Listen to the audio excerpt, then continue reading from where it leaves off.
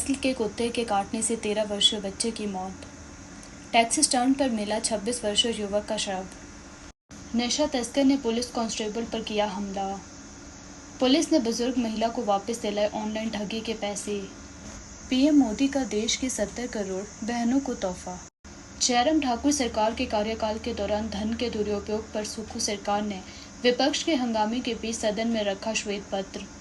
मंत्री विक्रमादित्य सिंह का भाजपा समेत नेता विपक्ष पर हमला। सरकार कांग्रेस के नेताओं को छांट कर रही है पेमेंट। ऊना में एक 13 वर्षीय बच्चे को पालतू पिटबुल नस्ल के कुत्ते ने काट लिया, जिस कारण उसकी मौत हो गई। मृतक की पहचान 13 वर्षीय दिनेश पुत्र कांता निवासी गांव स्वामीपुर, जिला रूपनगर के रूप में हुई है। बता दें कि मृतक दिनेश के पिता की पहले ही मौत हो चुकी है। वह अपनी माता और एक भाई के साथ अपनी नानी के घर ही रहता था। गरीब परिवार होने के चलते मामले को लेकर पुलिस के पास भी शिकायत दर्ज नहीं करवा पाए। अब उन्होंने मामले में न्याय की मांग की है। जानकारी के मुताबिक घटना बीते माह 19 अगस्त की है। परिजनों ने बताया कि उनका बेटा दिनेश साथ लगते हिमाचल के जिला बिलासपुर के एक सरकारी स्कूल में शिक्षा ग्रहण कर रहा था। उन्होंने बताया कि 19 अगस्त को जब वह वापस अपने घर आ रहा था तो गांव के निकट एक कुत्ते ने उसकी गर्दन को झपट लिया। जख्मी हालत में दिनेश जब घर पहुंचा तो परिजन उसे सरकारी अस्पताल ऊना ले गए। यहाँ उसे प्राथमिक उपचार देने के उपरांत पीजीआई रेफर कर दिया गया। उपचार के दौरान ही 11 सितंबर को उसकी मौत हो गई। जिला कुल्लू के पतली गुहल टैक्सी स्टैंड पर एक 26 वर्षीय युवक का शव पड़ा मिला है। पुलिस सूचना मिलते ही मौके पर पहुंची और शव को कब्जे में लेकर मामले की जांच शुरू कर दी। मृतक की पहचान 26 वर्षीय अनूप पुत्र अमरचंद निवासी वशकोला के रूप में हुई है। जानकारी के मुताबिक पुलिस को घटना की सूचना सुबह के करीब 3 से 4 बजे मिली कि पतली गुहल टैक्सी स्टैंड पर किसी युवक का शव पड़ा हुआ है, जिसके बाद पुलिस की टीम मौके पर पहुंची और शव को कब्जे में लेकर मामले की जांच शुरू कर दी। जांच के दौरान पुलिस ने युवक की पहचान की, जिसके बाद मंडी से पुलिस की फॉरेंसिक टीम भी मौके पर पहुंची। पुलिस ने बताया कि रात के समय टैक्सी स्टैंड में झगड़ा हुआ था और इसी दौरान युवक की हत्या कर दी गई। वहीं इस मामले में पुलिस सीसीटीवी कैमरों को भी खंगाल रही है। सीसीटीवी फुटेज के आधार पर 2 युवकों को पकड़ा है। साक्षी वर्मा एसपी कुल्लू द्वारा मामले की पुष्टि की गई है। बिलासपुर में एक चिट्टा सहित पकड़े आरोपी ने पुलिस कांस्टेबल पर पत्थरों से हमला किया और पीठ पर दांतों से काटा। यह मामला बिलासपुर के भराड़ी थाना के तहत टांडा लवाना इलाके से सामने आया है। पुलिस ने आरोपी के खिलाफ मामला दर्ज करके आगामी कार्यवाही शुरू कर दी है। आरोपी की पहचान सोमनाथ के रूप में हुई है। हमले के बाद घायल पुलिस कांस्टेबल को उपचार के लिए अस्पताल ले जाया गया। बता दें कि कांस्टेबल के सिर में 4 टांके लगे हैं। जानकारी के अनुसार टांडा लवाना क्षेत्र में पुलिस की टीम गश्त कर रही थी। उसी दौरान उनके सामने से जा रहा व्यक्ति अचानक पुलिस की गाड़ी को देखकर भागने लगा, जिसके बाद पुलिस शक के आधार पर उसके पीछे भागी और थोड़ी ही दूरी पर उसे पकड़ लिया। पुलिस के पकड़ने पर सोमनाथ ने पुलिस कांस्टेबल पर पत्थर से हमला किया और भागने की कोशिश करने लगा। इसी दौरान सोमनाथ ने पुलिस कांस्टेबल की पीठ पर दांतों से काट लिया, लेकिन वह पुलिस की पकड़ से भाग नहीं सका, जिसके बाद पुलिस ने आरोपी सोमनाथ की तलाशी ली और उन्हें सोमनाथ से 1.12 ग्राम चिट्टा भी बरामद हुआ। वहीं पुलिस ने सोमनाथ के खिलाफ कड़ी कार्यवाही करते हुए उसके खिलाफ मामला दर्ज कर लिया और उसे गिरफ्तार किया। मामले की पुष्टि चंद्रपाल डीएसपी कुमारवी ने की है। उन्होंने बताया कि आरोपी पर इससे पहले भी करीब 13 मामले दर्ज है। शातिर ने बुजुर्ग महिला के साथ 60,000 रुपए की ऑनलाइन ठगी की थी। पुलिस ने इस मामले में कामयाबी हासिल कर ली है। पुलिस ने महिला को ठगे हुए 60,000 रुपए वापस दिलवा दिए हैं। बुजुर्ग महिला की पहचान निर्मल रानी के रूप में हुई है। बता दें कि यह मामला 10 अप्रैल 2023 का है, जब पुलिस थाना में निर्मल रानी ने पुलिस में ऑनलाइन ठगी की शिकायत दर्ज करवाई थी। शिकायत में महिला ने बताया कि उसे व्हाट्सएप पर किसी अनजान नंबर से कॉल आई, जिसके बाद उन्होंने उसे अपनी बातों में उलझाया और उससे 60,000 रुपए ठग लिए। जिसके बाद पुलिस ने मामला दर्ज किया और साइबर सेल ने मामले की जांच शुरू कर दी। पुलिस की करीब 5 माह की मशक्कत के बाद महिला के खाते में 60,000 रुपए रिफंड करवाए गए हैं, जिसके बाद महिला सहित पूरे परिवार ने पुलिस को आभार व्यक्त किया है। डीएसपी हेडक्वार्टर अजय ठाकुर द्वारा मामले की पुष्टि की गई है। प्रदेश अध्यक्ष डॉक्टर राजीव बिंदल ने कहा कि नए संसद भवन ने नया इतिहास रच दिया है। लोकसभा ने बुधवार को वंचित वर्ग के कोटे के सवाल को पीछे छोड़ते हुए 27 साल से लंबित महिला आरक्षण से जुड़े 128वें संविधान संशोधन विधेयक पर सर्वानुमति से मुहर लगा दी।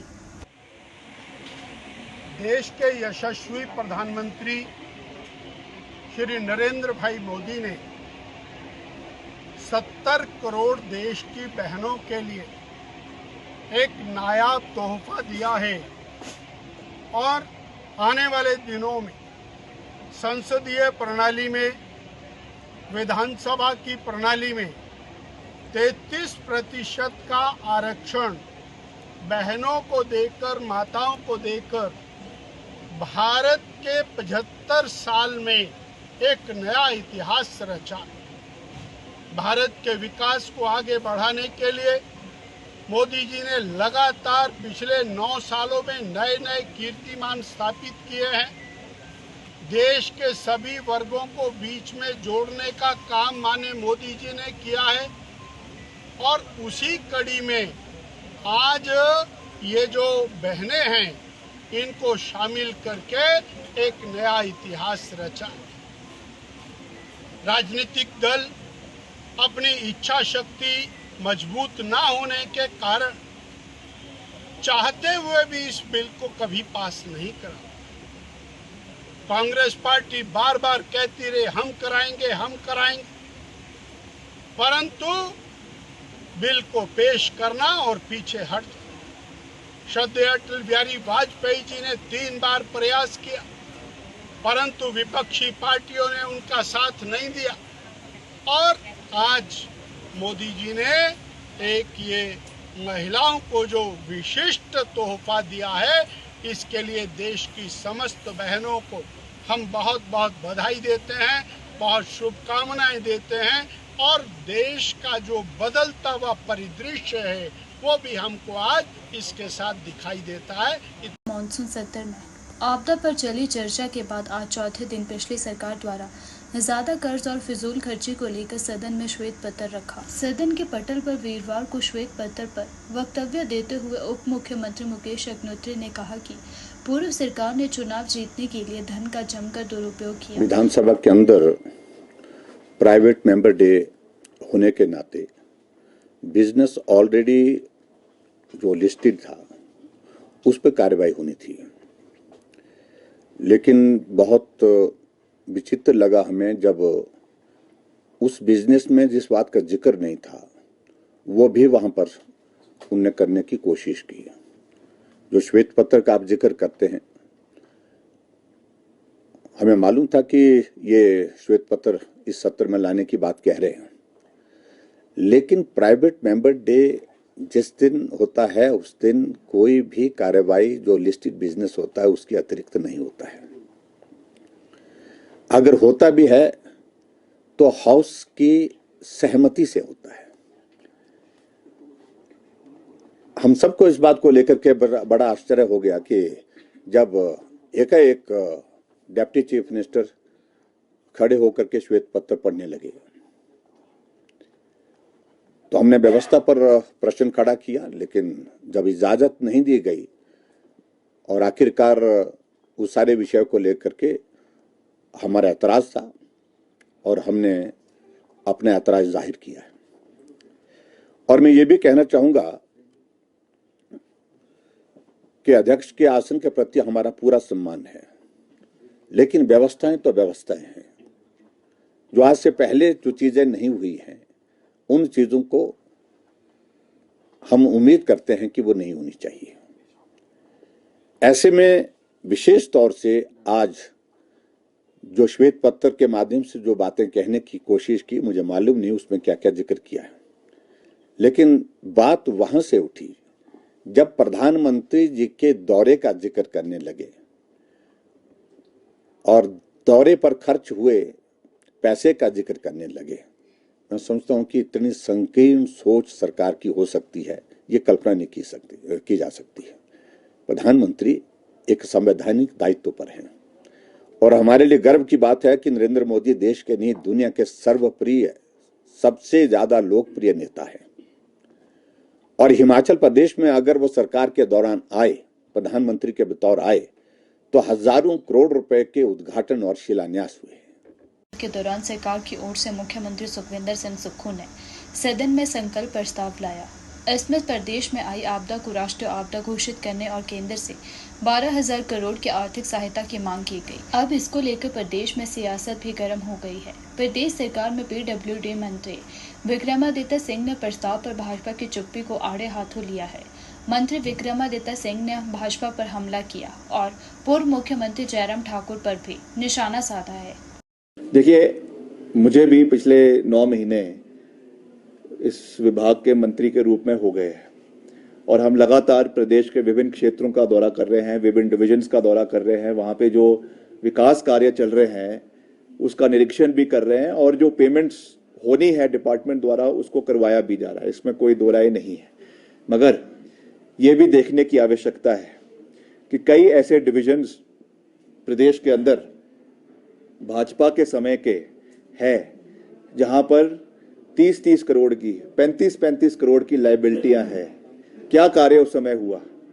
फॉर एग्जाम्पल रोडू निर्वाचन क्षेत्र, फॉर एग्जाम्पल सिराज निर्वाचन क्षेत्र, जहां पे 2 सब डिविजन्स हैं।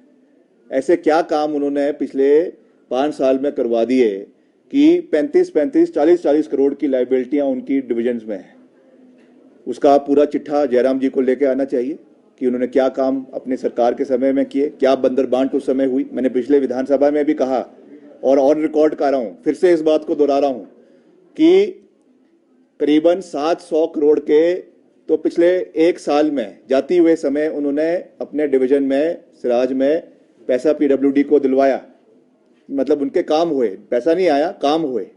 और उसकी तुलना में जो भाजपा के ही मंडी जिला के और डिविजन्स थे और विधायकों के इलाके थे, वहां पे उसमें आधा भी पैसा या आधा भी काम जो है वो डिपार्टमेंट द्वारा नहीं करवाया गया।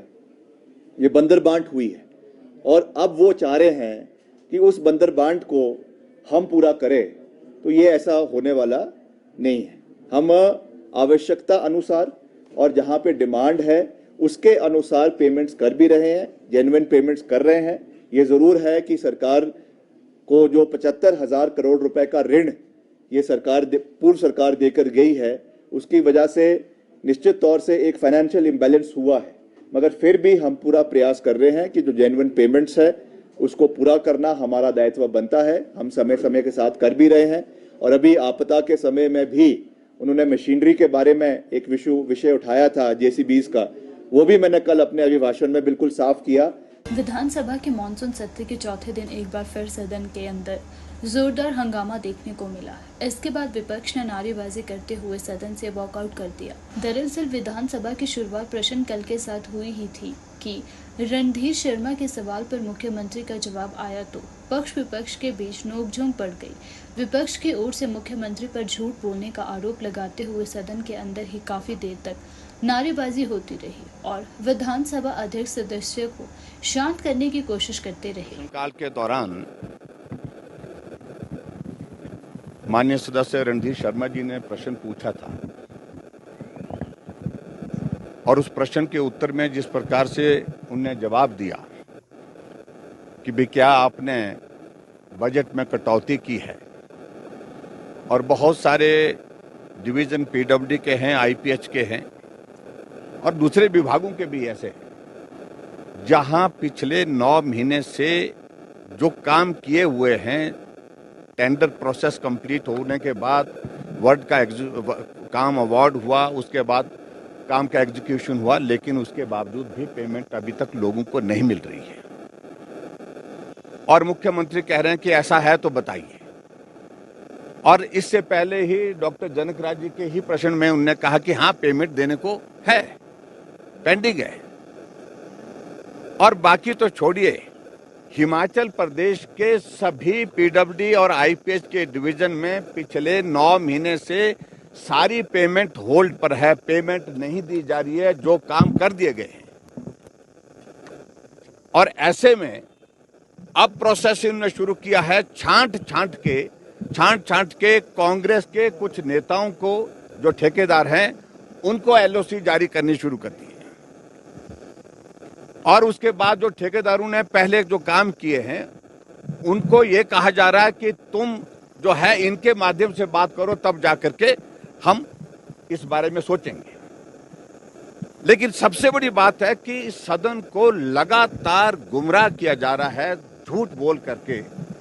करोड़ों रुपए की पेमेंट आज पेंडिंग है, पिछले 9 महीने से वो पेंडिंग पेमेंट अभी तक ना कॉन्ट्रैक्टर को हो रही है। कॉन्ट्रैक्टर का मतलब सीधा है कि मजदूरों ने मजदूरी की होती है और किसी ने मजदूरी के साथ साथ जो उनके पास जो मशीनरी है उसका यूज किया होता है, उसकी बैंक की पेमेंट्स होती हैं, बैंक की लोन की पेमेंट्स होती हैं, वो सारी की सारी पेंडिंग होने की वजह से मजदूरों को वो पैसा नहीं मिल पा रहा।